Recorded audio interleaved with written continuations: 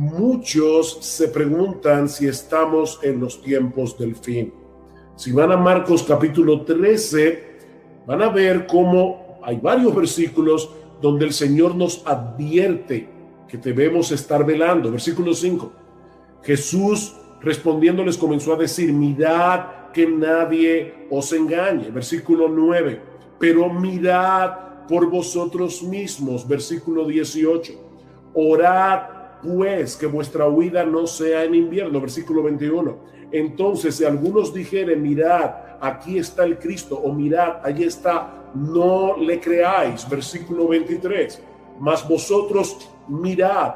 Versículo 28.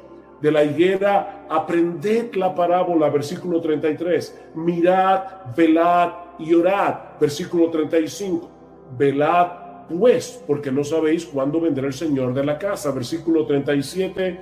Y lo que a vosotros digo, a todos lo digo, velad. Ven, hermanos, cómo la intención de este pasaje es eminentemente pastoral. Mis hermanos, la Biblia no fue escrita para que podamos enterarnos hoy de las noticias de mañana. La Biblia fue escrita para que podamos conocer a Cristo tal como Él es presentado en el Evangelio, tanto para nuestra salvación como para nuestra santificación. Y es mi intención exponer este pasaje con este propósito pastoral en mente, no para satisfacer una curiosidad que no es saludable para el cristiano. Habiendo hecho esta aclaración y a la luz de la inquietud que hemos planteado ya sobre las señales del fin del mundo, en esta ocasión quiero concentrarme básicamente en los primeros 13 versículos de Marcos 13 y los pasajes paralelos que se encuentran en Mateo 24 y en Lucas 21. Así que permítanme antes que todo colocar este texto en su contexto. Y por favor, yo les pido, mis hermanos, que tengan paciencia. Cuando yo era niño y nos mudamos de un pueblo a la capital, mi familia estaba construyendo la casa paterna y mientras hacían los cimientos de la casa, lo que nosotros llamamos la zapata, nosotros íbamos continuamente y a mí me daba la impresión de que la construcción no estaba avanzando. Bueno, yo les voy a pedir que tengan paciencia porque vamos a tener que primero echar los cimientos y puede ser que te dé la impresión de que no estamos avanzando, pero te vas a dar cuenta después cómo este contexto es tan importante para entender el tema que nos ocupa en esta tarde. Este discurso de Monte de los Olivos fue pronunciado durante la Semana de la Pasión, que comenzó el llamado Domingo de Ramos, cuando Jesús entró por última vez en la ciudad de Jerusalén para celebrar la Pascua con sus discípulos. Miles de personas se habían aglomerado en la entrada de la ciudad, aclamando con gozo a Jesús como el Mesías, el Hijo de David. Y mis hermanos, si no conociéramos la historia y pudiéramos viajar a través del famoso túnel del tiempo hasta ese Domingo de Ramos en Jerusalén, pensaríamos que la nación de Israel estaba experimentando un avivamiento espiritual. Pero muy pronto iba a ser evidente que toda esa algarabía no era más que una fachada religiosa, que eso no reflejaba la realidad del corazón. Unos días más tarde, Israel iba a rechazar a su Mesías. Y eso tendría serias repercusiones tanto a nivel político como a nivel espiritual para esta nación que en el antiguo pacto era una teocracia. Ese lunes en la mañana, después del Domingo de Ramos, Jesús y sus discípulos se dirigían hacia el templo en Jerusalén y encuentran en el camino una mata de higuera llena de hojas pero sin fruto. Y en un acto simbólico Jesús maldice la higuera. Ahora deben tener en cuenta que en el Antiguo Testamento el árbol de higuera representaba la nación de Israel. Jesús maldice este árbol y se seca hasta la raíz. Eso era Israel en los días del Señor. Un hermoso árbol lleno de hojas, pero que no tenía frutos, a punto de recibir todo el peso de la ira de Dios por su formalismo religioso.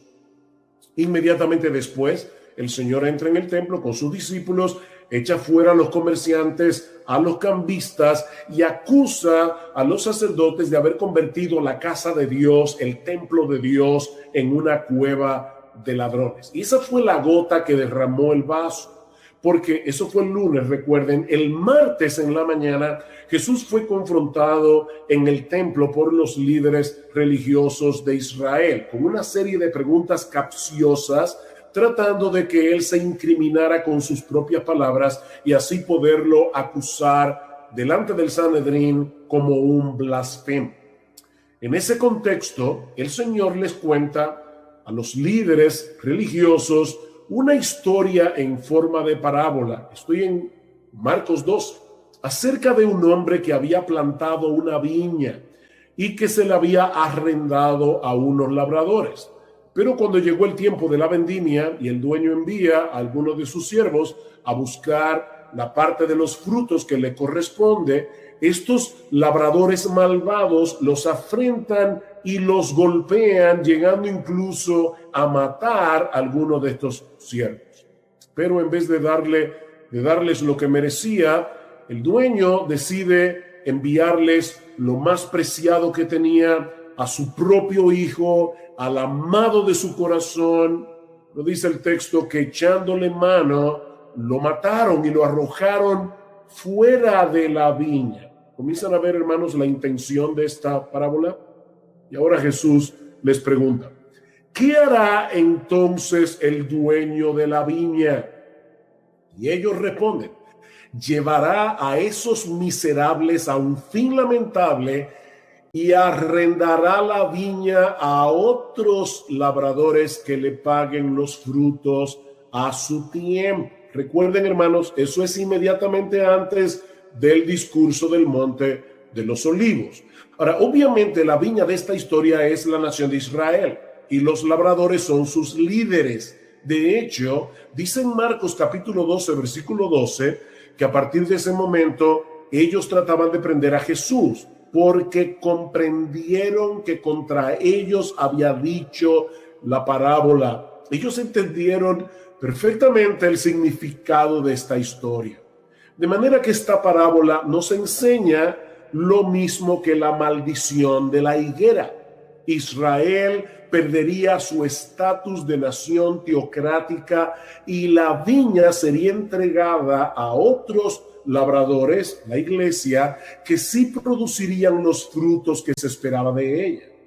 Más adelante, en ese mismo día, el Señor pronuncia unas palabras bien duras contra los escribas y fariseos. Y esto se recoge en Mateo capítulo 23. Ahora recuerden, Mateo tiene su discurso del Monte de los Olivos en el capítulo 24. Así que este discurso contra los líderes de Israel se encuentra inmediatamente antes del discurso del Monte de los Olivos. Y de nuevo Jesús vuelve sobre el mismo tema, el juicio de Dios contra Israel. Dice en Mateo 23, por tanto, mirad, yo os envío profetas, sabios y escribas. De ellos a unos los mataréis y crucificaréis, y a otros los azotaréis en vuestras sinagogas y los perseguiréis de ciudad en ciudad. Y ahora escuchen, mis hermanos, para que recaiga sobre vosotros la culpa de toda la sangre justa derramada sobre la tierra, desde el justo Abel hasta la sangre de Zacarías, a quien asesinasteis entre el templo y el altar. En verdad os digo que todo esto vendrá sobre esta generación. O sea, lo que Jesús está diciendo aquí es que el juicio de Dios habría de caer sobre Israel mientras estuviera viva esa generación que le estaba escuchando en ese momento. El Señor finaliza su advertencia con estas palabras, Mateo 23:37. Jerusalén, Jerusalén, que matas a los profetas y apedreas a los que te son enviados. ¿Recuerdan la parábola de la viña? cómo Dios envió los siervos y los apedrearon? ¿Cuántas veces quise juntar a tus hijos como la gallina junta sus polluelos debajo de sus alas y no quisiste? He aquí, vuestra casa os es dejada desierta, porque os digo que desde ahora no me veréis hasta que digáis bendito el que viene en el nombre del Señor. Ahora, yo no sé si se dieron cuenta de este detalle. Aunque Jerusalén era la ciudad de Dios y el templo de Salomón era la casa de Dios, ahora Cristo le llama vuestra casa. Vuestra casa os es dejada desierta. Mis hermanos, cuando Jesús salió del templo ese martes, fue para no regresar a ese lugar nunca más.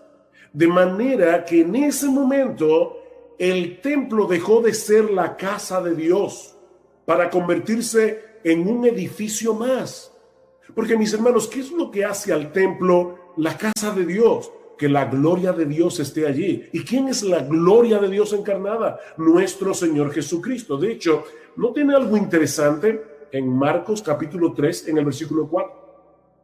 Jesús sale del templo, dice aquí, y se va con sus discípulos al monte de los olivos. Dice el versículo 4, y se sentó en el monte, versículo 3, y se sentó en el monte de los olivos frente al templo. Yo no creo que eso haya sido por casualidad o porque ese era el monte que quedaba más cerca.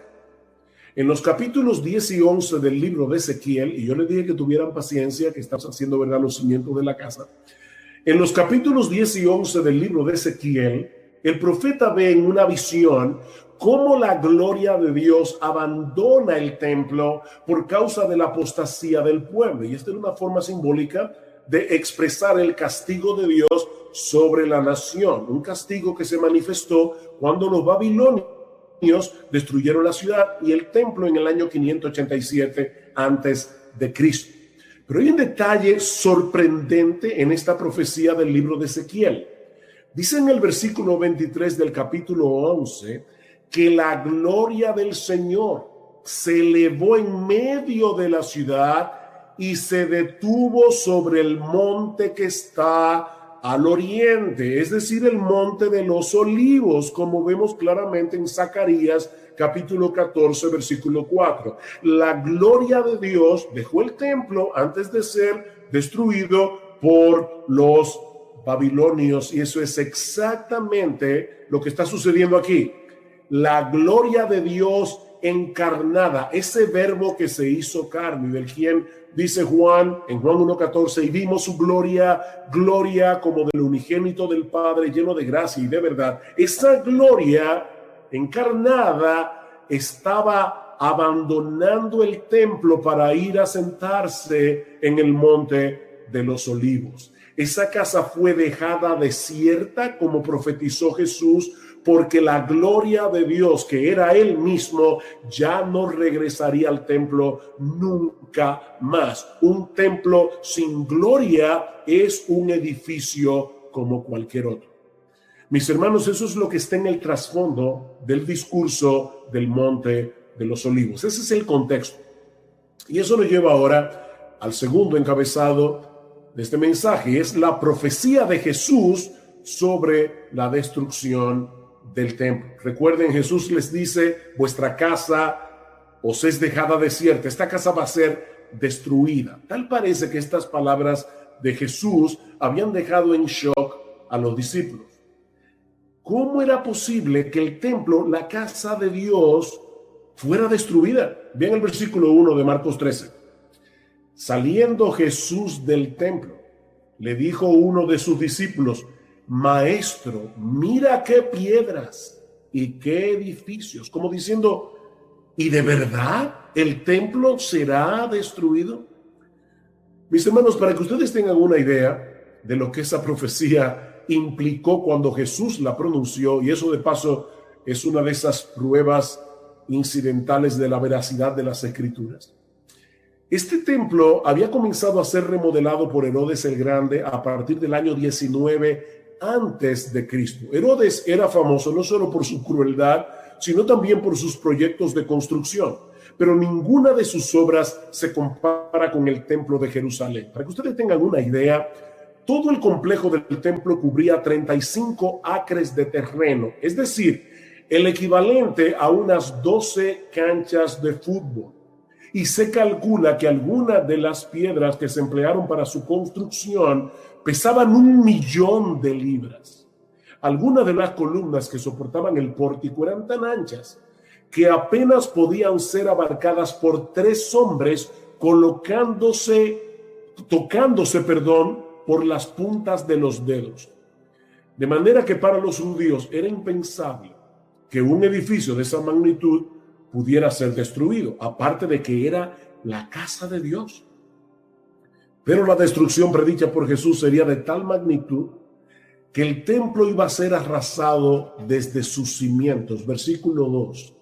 Jesús respondiendo le dijo: ¿ves estos grandes edificios?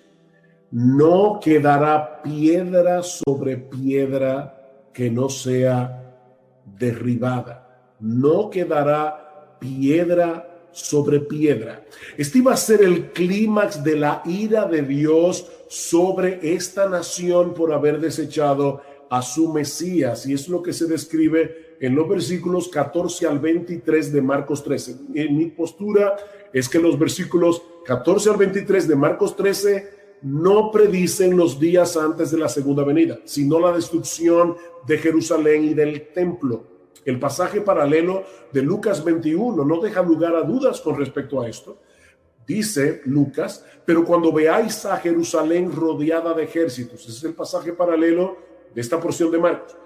Cuando veáis a Jerusalén rodeada de ejércitos, sabed entonces que su desolación está cerca. Entonces los que estén en Judea huyan a los montes. El Señor no puede haber estado hablando de los eventos que habrían de suceder inmediatamente antes de su segunda venida, porque más adelante, en Lucas 21-24, Él dice a los judíos: caerán a filo de espada y serán llevados cautivos a todas las naciones. Ven, eso fue lo que sucedió en el primer siglo. Y Jerusalén será hollada por los gentiles hasta que los tiempos de los gentiles se cumplan. Eso ocurrió en el siglo primero y era algo que varios de los discípulos que estaban allí escuchando el discurso iban a experimentar. Es por eso que en el versículo 23 de Marcos 13 el Señor les dice: mas vosotros mirad, ustedes que me están oyendo, miren, porque os lo he dicho todo antes de que ocurra. Tito, el hijo del emperador Vespasiano, atacó la ciudad de Jerusalén en abril del año 70 después de Cristo. Pero la ciudad resistió por un tiempo hasta que finalmente el 24 de julio los romanos capturaron la fortaleza Antonia. El 24 de agosto quemaron las puertas del templo y 2 días después le prendieron fuego al santuario. Ya para el 26 de septiembre de ese mismo año, toda la ciudad se encontraba en sus manos hasta que Tito la arrasó completamente, tal como Jesús lo había predicho 40 años antes. Solo quedaron en pie las 3 torres del palacio de Herodes en el muro occidental y parte de la muralla. Todo lo demás fue destruido. En el templo de Jerusalén no quedó piedra sobre piedra que no fuera derribada. De acuerdo al historiador Flavio Josefo, más de 1.000.000 de personas murieron durante el asedio, aparte de los 97.000 judíos que fueron capturados y vendidos como esclavos. Mis hermanos, esto fue una masacre total. Es por eso que Cristo va a decir en esa porción de Marcos que esa sería la tribulación más grande que la nación de Israel ha sufrido como teocracia, ni sufrirá jamás. Por esto, mis hermanos, es que era tan difícil de imaginar para los judíos, para los discípulos, que esto iba a suceder a menos que estuviera llegando el fin del mundo. Y es por eso que los discípulos conectaron la caída de Jerusalén y del templo con el fin del mundo o el fin del siglo. De ahí la pregunta del versículo 4. Vean una vez más versículo 3 y 4. y se sentó en el monte de los olivos frente al templo, y Pedro, Jacobo, Juan y Andrés le preguntaron aparte: dinos, ¿cuándo serán estas cosas? ¿Y qué señal habrá cuando todas estas cosas hayan de cumplirse? Perdón. En el pasaje paralelo, en el Evangelio de Mateo, encontramos la pregunta en una forma más completa. Dinos cuándo serán estas cosas, es decir, la destrucción de Jerusalén y del templo, y qué señal habrá de tu venida y del fin del siglo. ¿Ven cómo los apóstoles parecen estar conectando estos eventos al mismo tiempo? La destrucción de Jerusalén y el templo por un lado, y la segunda venida de Cristo y el fin del mundo por el otro. Pero Jesús quiere hacerles ver ahora que habrá un lapso de tiempo indefinido entre estos eventos. De ahí las advertencias del Señor que encontramos en los versículos 5 al 13, lo que me lleva a mi próximo encabezado, las advertencias de Jesús.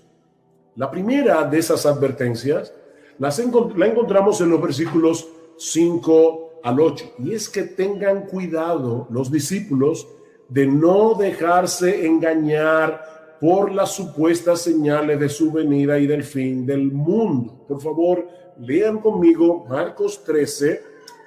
Voy a pedirles, yo no sé si ustedes están captando con mi computadora el ruido que hay alrededor, pero estamos en elecciones y eso es lo que pasa en mi país, se convierte en un carnaval.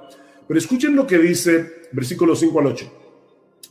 Jesús respondiéndoles comenzó a decir: mirad que nadie os engañe, porque vendrán muchos en mi nombre diciendo yo soy el Cristo, y engañarán a muchos.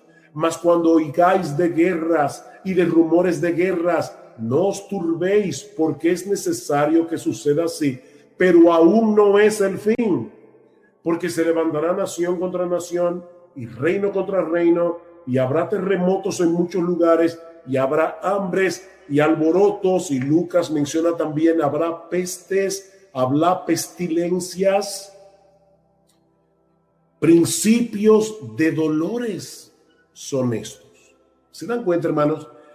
Esta enseñanza de Jesús es tan clara que resulta increíble la cantidad enorme de personas que han sido engañadas a lo largo de la historia, pensando que el fin del mundo estaba a la vuelta de la esquina, porque algunos de estos eventos, como los que el Señor está describiendo aquí, estaban ocurriendo. Pero Jesús les dice: vendrán falsos cristos, oiréis de guerras y rumores de guerras, naciones se levantarán nación contra naciones para pelear contra otros, reino contra reino, habrá terremotos, hambrunas, pestes, pandemias, pero todavía no es el fin, dice el Señor en el versículo 7. Estos solo son principios de dolores, dice Jesús en el versículo 8. Y esta es una posible referencia a los dolores de la mujer encinta. Es como si Jesús estuviera diciendo que la historia del mundo ya está preñada para dar a luz en algún momento el evento glorioso de la segunda venida de Cristo. Pero ¿saben qué, mis hermanos? No tenemos ni idea del tiempo que va a durar el parto. Si hay hermanas que me están mirando, y seguramente sí, muchas que han dado a luz, saben que una mujer puede estar 3 horas en labor de parto, otra puede estar 20 horas en labor de parto. Hay hermanas que han durado hasta un día, mujeres que duran más de un día en labores de parto. Nosotros no sabemos qué tiempo va a durar este parto, eso nadie lo sabe. Sí sabemos que los dolores de la mujer encinta se intensifican y se hacen más seguidos a medida que se acerca el alumbramiento del bebé. Y de la misma manera, podemos suponer que las señales que el Señor está mencionando aquí serán más intensas, serán más seguidas a medida que nos acercamos a su venida y al fin del mundo. Pero eso sigue siendo muy impreciso. Déjenme darles un ejemplo. Imaginen por un momento a los creyentes que vivieron a principios del siglo XX. En 1914, estalla la Primera Guerra Mundial, que termina en 1918, 4 años más tarde, con un saldo de unos 20 millones de muertos entre civiles y militares y una cantidad similar de soldados heridos. Y sin hablar de cómo eso afectó la economía mundial. Ese mismo año, 1918, llega la pandemia de la gripe española, la más letal de toda la historia, con un saldo de 40 millones de muertos. Es decir, que entre 1914 y 1920, que fue cuando terminó la pandemia de la gripe española, murieron unos 60 millones de personas. 60 millones de personas. Han pasado 100 años después de estos eventos y estamos en el 2020 y todavía estamos aquí. Mis hermanos, no caigamos en la trampa de querer discernir cuándo será el fin del mundo, porque lo cierto es que no lo sabemos. No lo sabemos. Sí, yo sé que el mundo está muy convulsionado. Yo sé que la inmoralidad parece ir rampante por todo el mundo, pero el fin tanto pudiera estar a la vuelta de la esquina como pudiera pasar décadas sin que ocurra. Y yo creo que es a eso que el Señor nos llama la atención al final del discurso. Yo le pido, por favor, que vayan a Marcos 13 y noten algo interesante aquí. Marcos 13, 14 al 23, encontramos la destrucción de Jerusalén y del templo. Versículo 24 al 27, la segunda venida de Cristo. Y ahora escuchen cómo Jesús termina este discurso. Versículo 28. De la higuera aprended la parábola. Cuando ya su rama está tierna y brotan las hojas, sabéis que el verano está cerca. Así también vosotros, a quienes ya yo les he dicho cuáles son las señales de la destrucción de Jerusalén y del templo que ocurrió en el siglo I. Dice, así también vosotros, cuando veáis que suceden estas cosas, conoced que está cerca, a las puertas. De cierto os digo que no pasará esta generación hasta que todo esto acontezca. Ustedes que me están escuchando van a vivir esto. El cielo y la tierra pasará, pero mis palabras no pasarán. Así que los versículos 28 al 31 está hablando de los eventos del siglo I. Y ahora noten el versículo 32. Pero de aquel día de la segunda venida y de la hora nadie sabe, ni aun los ángeles que están en el cielo, ni el Hijo, sino el Padre. Mirad, velad y orad, porque no sabéis cuándo será el tiempo. Ustedes se dan cuenta, de la destrucción de Jerusalén, ustedes iban a ver cosas muy claras.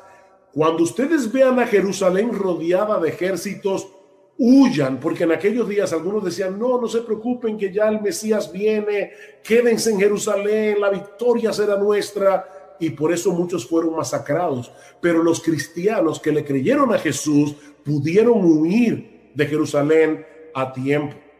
De manera, mis hermanos, que la primera advertencia del Señor es que no nos dejemos engañar. No nos dejemos engañar. Estas señales bien pudieran decirnos que la venida de Cristo está a las puertas, a la vuelta de la esquina, o pudieran pasar décadas. Nosotros no lo sabemos. La segunda advertencia del Señor es la que encontramos en los versículos 9 al 13 de Marcos 13. Versículo 9 al 13. Pero mirad por vosotros mismos, porque os entregarán a los concilios y en las sinagogas os azotarán y delante de gobernadores y de reyes os llevarán por causa de mí para testimonio a ellos. Y es necesario que el evangelio sea predicado antes a todas las naciones, pero cuando os trajeren para entregaros, no os preocupéis por lo que habéis de decir, ni lo penséis, sino lo que os fuere dado en aquella hora, eso hablad, porque no sois vosotros los que habláis, sino el Espíritu Santo. y el hermano entregará la muerte al hermano, y el padre al hijo, y se levantarán los hijos contra los padres y los matarán, y seréis aborrecidos de todos por causa de mi nombre, mas el que persevere hasta el fin, este será salvo. Básicamente, lo que el Señor nos está diciendo aquí es que los creyentes vamos a sufrir persecución de un modo u otro por causa de Él, por causa de nuestra relación con Él. Pero en vez de detener el avance de la iglesia, esas persecuciones servirán más bien para el avance del evangelio. ¿Vieron el versículo 9? Mirad, el versículo 9, por vosotros mismos, porque os entregarán a los concilios en las sinagogas, delante de los gobernadores y reyes os llevarán por causa de mí. ¿Para qué? Para testimonio a ellos. Y eso lo vemos claramente en el libro de los Hechos. A los apóstoles dando testimonio del evangelio delante de las autoridades judías y romanas, cada vez que fueron llamados a comparecer ante las sinagogas y los tribunales por causa del Señor Jesucristo. Versículo 10. Y es necesario que el evangelio sea predicado antes a todas las naciones. Mis hermanos, ese es otro indicativo de que la segunda venida de Cristo no habría de suceder inmediatamente después de la destrucción de Jerusalén y del templo, y es el hecho de que el evangelio debía ser predicado antes a todas las naciones. Hermanos, Cristo viene. Y yo te pregunto una vez más, mi amigo, ¿es esa tu esperanza? Miembro de Iglesia Bíblica del Señor Jesucristo, ¿estás aguardando con expectativa el retorno de tu Señor? ¿Estás velando, estás orando, estás ocupado en buenas obras? Mis hermanos, Cristo viene. Por más que el mundo se burle de esa expresión, como dice Pedro en su segunda carta, el día llegará cuando los cielos se estremecerán y todos verán al Hijo del Hombre viniendo en las nubes con poder y gran gloria. Y así como se cumplieron al pie de la letra cientos de profecías que anunciaban la primera venida de Cristo, mis hermanos, así podemos tener completa certeza de que Él regresará por segunda vez para ser admirado entre todos los que han creído, como dice Pablo. Mis hermanos, esa es nuestra esperanza. Esa es nuestra esperanza, que algún día estaremos físicamente con nuestro Señor y Salvador para no separarnos de Él nunca más. Mis hermanos, nuestra esperanza no es ir al cielo y ver las puertas de perlas y caminar por la calle de oro. No, mis hermanos, nuestra esperanza es estar con Jesús, que en este momento está en el cielo. Hablando de los creyentes en Tesalónica, Pablo les dice que ellos se habían convertido de los ídolos a Dios. ¿Para qué? Para servir al Dios vivo y verdadero y esperar de los cielos a su Hijo. ¿Tú escuchaste eso? La verdadera conversión consiste en dos cosas.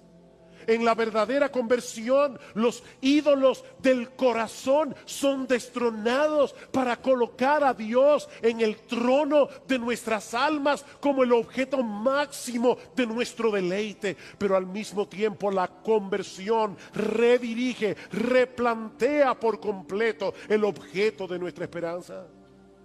Nosotros nos convertimos para esperar de los cielos a su Hijo. Para eso nos convertimos. Para tener esa esperanza. Todos los seres humanos viven por una esperanza. Eso es lo que los motiva a levantarse por la mañana. Eso es lo que los lleva a hacer todo lo que hacen cada día. Bueno, mis hermanos, lo que Pablo está diciendo aquí es que uno de los resultados de la salvación es llevarnos a esperar en la segunda venida de Cristo por encima de cualquier esperanza terrenal. Sí, hay muchas cosas legítimas que nosotros podemos esperar en esta vida, pero ninguna de ellas puede competir con esa esperanza. El Señor descenderá del cielo y nosotros nos reuniremos con Él. Y yo te pregunto, mi hermano, ¿es esa tu esperanza? ¿O hay muchas cosas de este mundo que han comenzado a eclipsar tu anhelo por la segunda venida de Cristo. Mi hermano, ¿cuándo fue la última vez que tú te levantaste por la mañana y pensaste, podía ser hoy? Puede ser hoy. Hoy yo quiero que sea hoy. Oh, si ven, Señor Jesús, como dice Juan en el Apocalipsis. Porque mi hermano, si no es así, tu vida espiritual está en peligro. Si tú no estás viviendo a la luz de la esperanza de la segunda venida, mi hermano, tu vida espiritual está en peligro.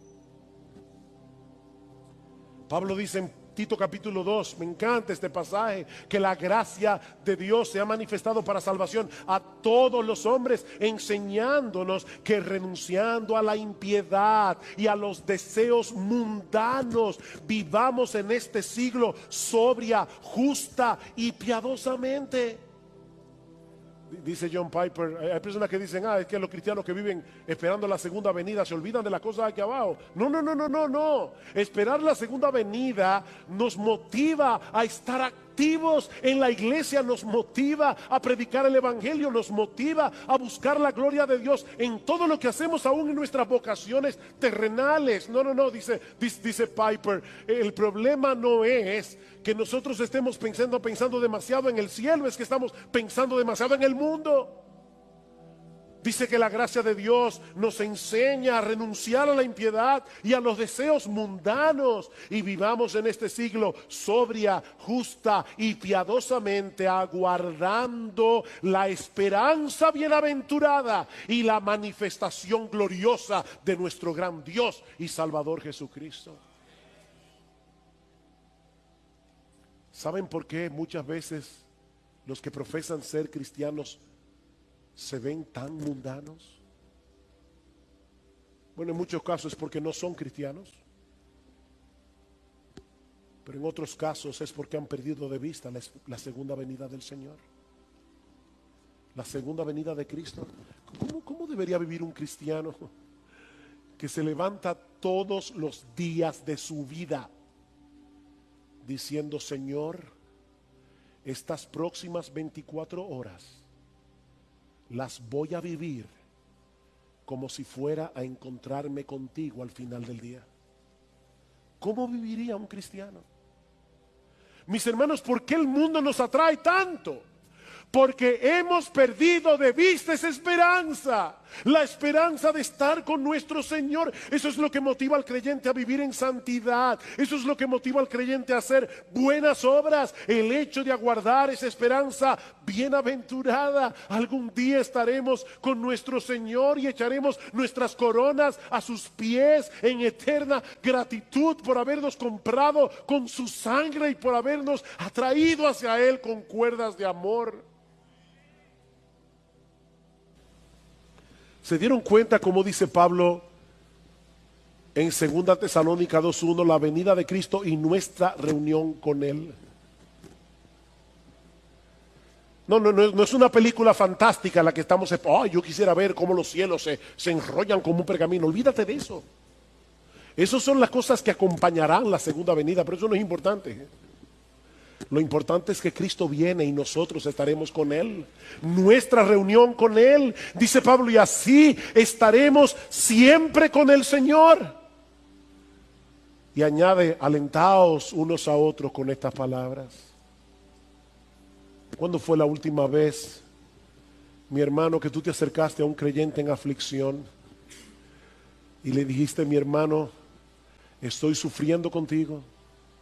Yo sé lo que tú estás pasando, pero no te olvides, hay una luz al final del túnel porque Cristo viene.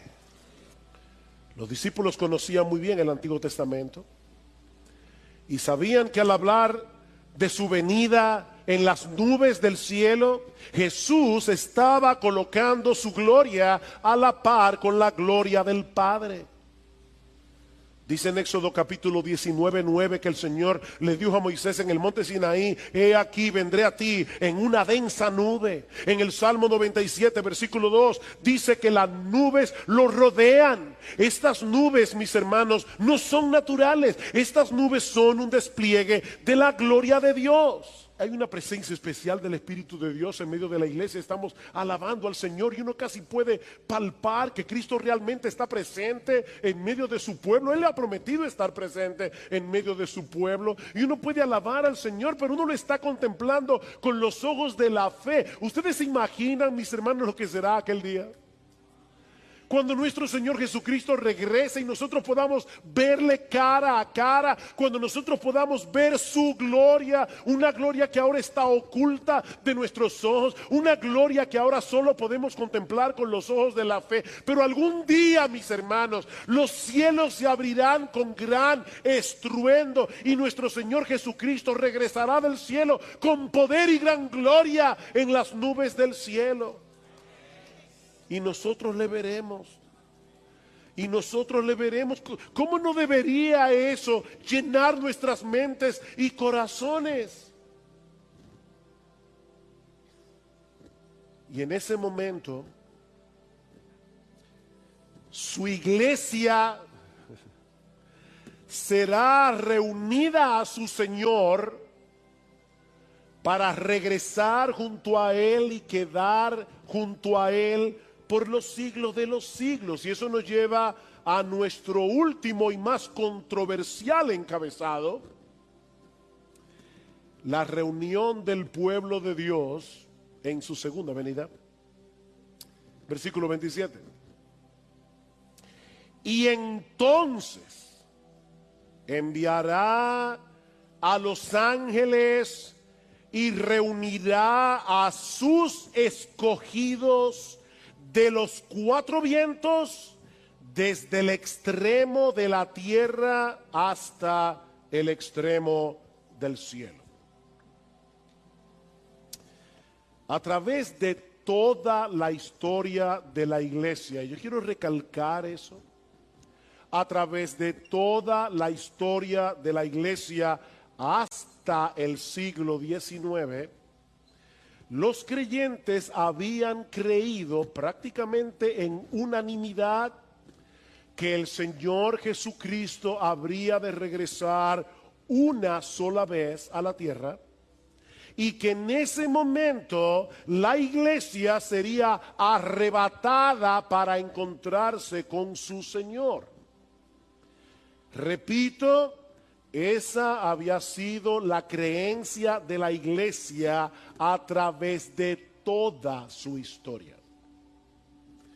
Pero en el siglo XIX surgió una creencia nueva que luego vendría a ser muy popular debido a la proliferación de una Biblia anotada por un abogado y pastor llamado Ciro Ingerson Scofield, publicada en el año 1909, y que sostenía la postura de una venida de Cristo en dos partes: una secreta antes del inicio de una tribulación que, según esta creencia, duraría 7 años, y una pública inmediatamente después de esa tribulación. En esa primera parte de la segunda venida, la parte secreta, la iglesia sería arrebatada para no pasar por la gran tribulación, mientras que en la segunda etapa de la segunda venida habría de ocurrir todo lo que hemos estudiado hoy en el discurso del Monte de los Olivos. Según esta posición teológica, conocida como rapto pretribulacional, los elegidos de los que se habla en el versículo 27 son los judíos que supuestamente se van a convertir durante ese periodo de tribulación.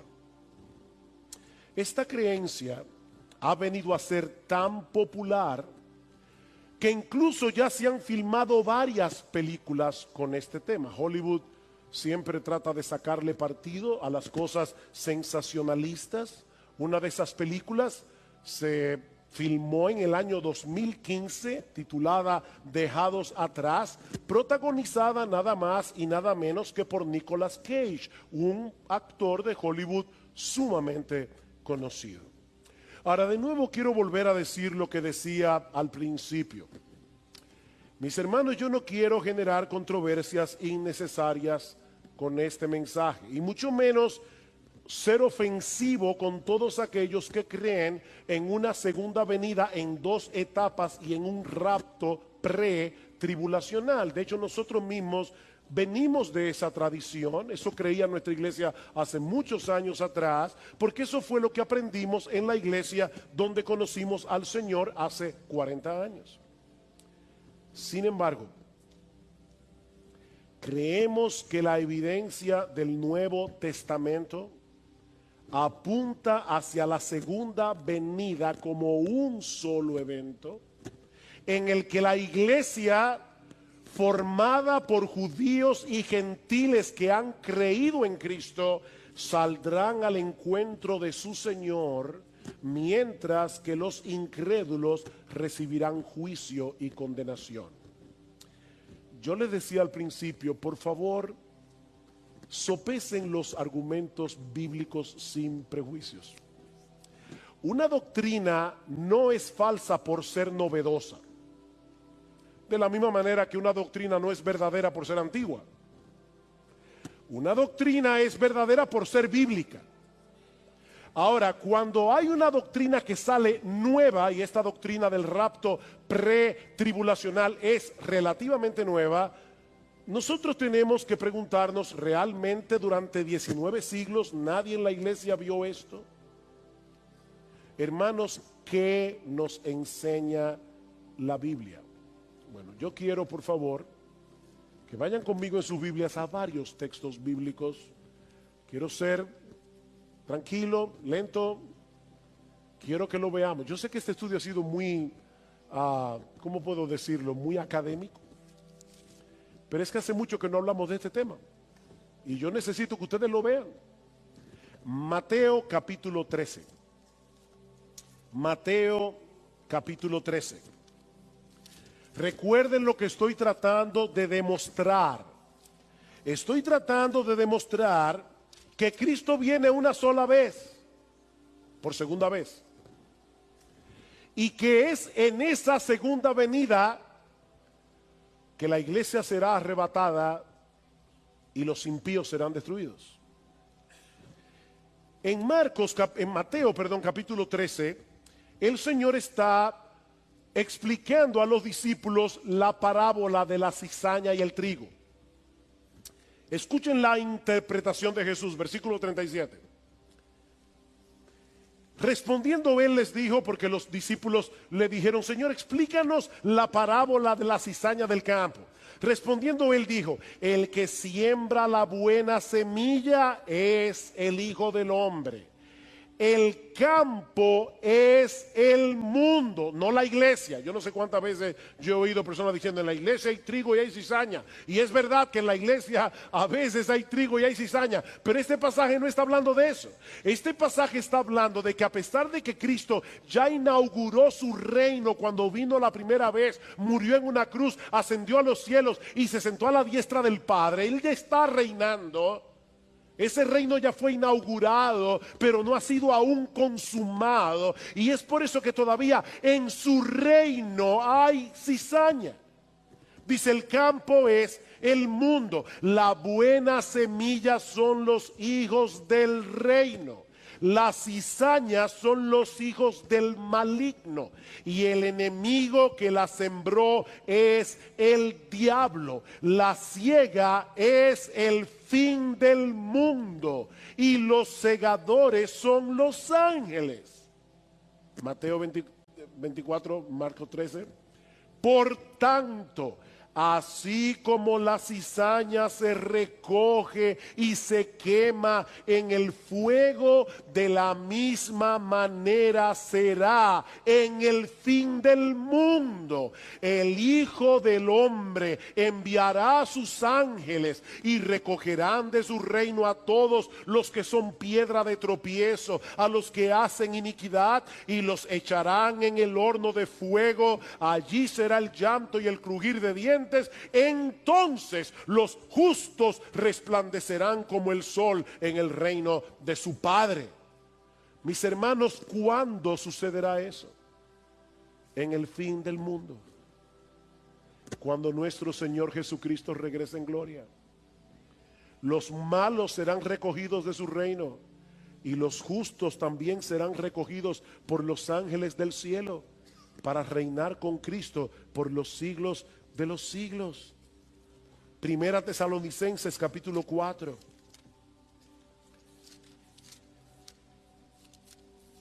Primera Tesalonicenses capítulo 4.